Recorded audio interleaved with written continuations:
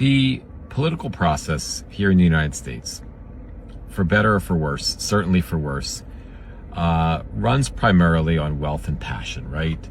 Passion can exceed wealth when it comes to getting people elected if there's enough of it and there's enough people and they're willing to come out and vote and they're willing to change an issue and they're willing to supersede the wealth of oligarchs and corporations and everybody else who is, pouring money into a presidential race. So passion has a position.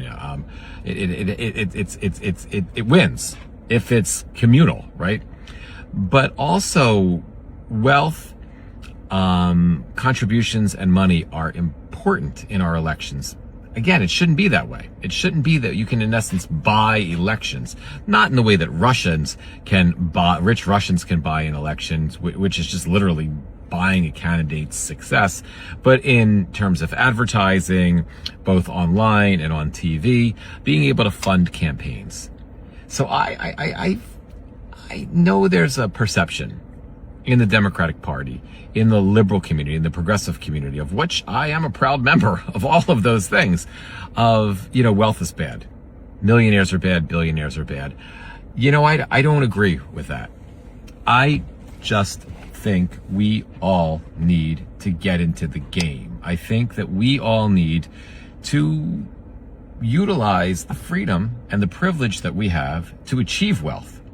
And in the process of doing that, it's, I think, our civic obligation to use that wealth to do the same things that the Republicans are doing, the same thing that the oligarchs are doing, the same thing that those creeps are doing.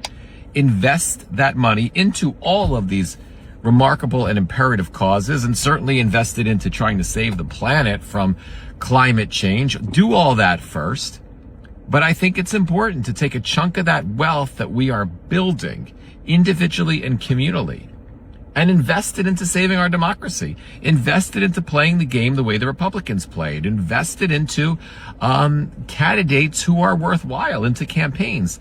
Invest it into lobbying Congress to change the fact that you could buy a politician.